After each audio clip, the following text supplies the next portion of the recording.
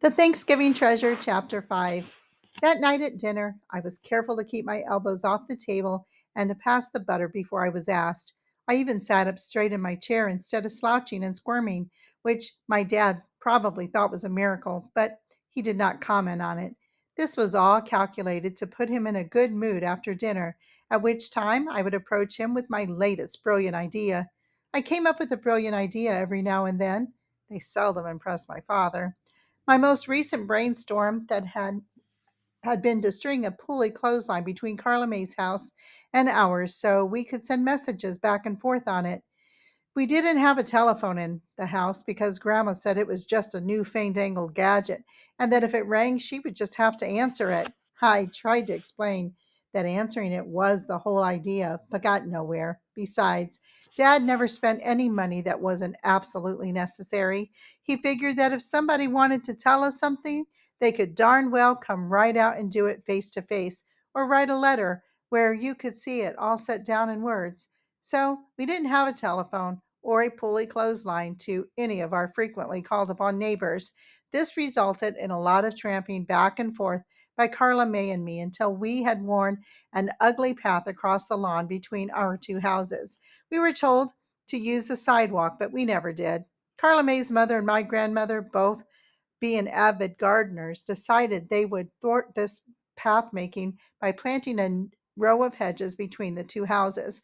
Rather than diverting us to the sidewalk and saving the lawn, this only challenged us to newer and greater heights, literally.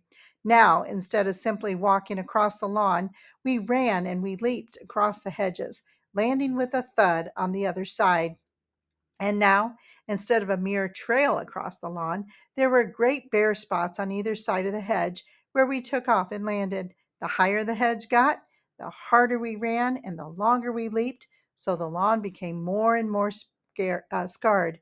In the winter, we couldn't get a very speedy takeoff in the deep snow and often brushed the tops of the hedges on our way over, breaking off brittle little branches, much to the dismay of Grandma and Mrs. Carter. They had finally given up and they left the hedge and the trail and the two bare spots and just tried to look the other way. For that reason, I think Grandma had been almost in favor of my clothesline pulley idea, but Dad said it would make us look like a tenement in New York City, and that was the end of that. That defeat had come only a few weeks ago, but I figured he had forgotten about it by now, and I was ready to try my latest brilliant idea on him. After dinner, when Grandma and I had finished the dishes, I got Dad to play checkers with me. He would often play games with me, and the thing I liked best was that he never pretended to lose. I hated it when grown-ups would let you win at games because I always wanted to try and win on my own. Once in a while, I could win from Dad, but not very often. He sat in his big chair in the living room, and I sat on the floor, and we put the checkered board between us on the footstool. Grandma sat in her rocker doing some mending. We always gathered in the living room after dinner, and usually Dad would read his paper and sometimes turn on the radio, and Grandma and I would busy ourselves with our own projects, trying not to disturb him.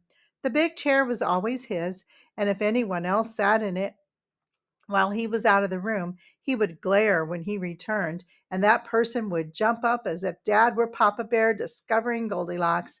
Grandma liked her old rocker, and that left me the prickly horse-haired sofa with the crochet doilies. That was fine with me, since I liked to spread out at whatever I was doing. Often I would end up on the floor using the rag rug as my base. If things got too boring, I busied myself trying to count all the different fabrics braided into the rug. I once got to 78 and lost track.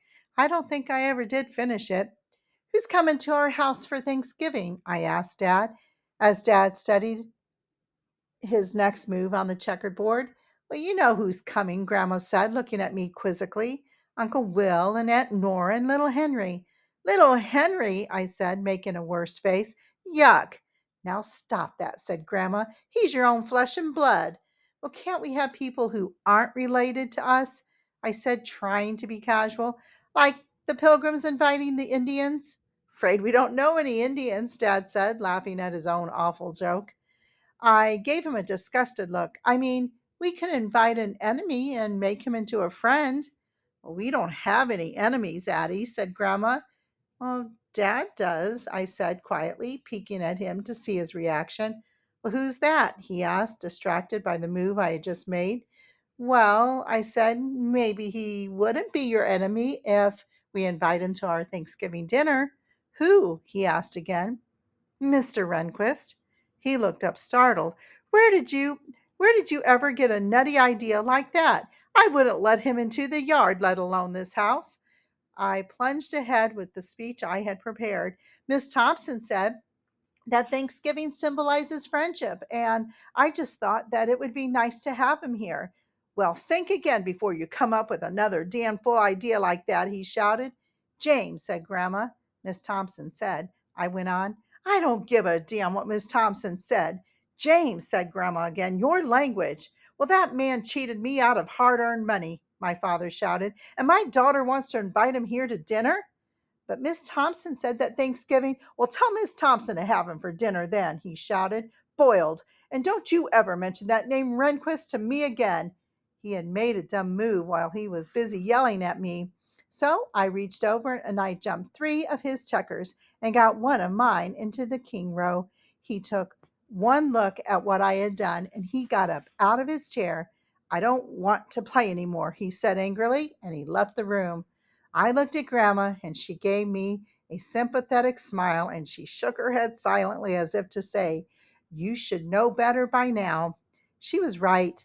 It was silly to have tried something that imaginative on Dad.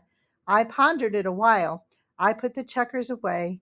I was thinking about marble cake too, and I got another brilliant idea.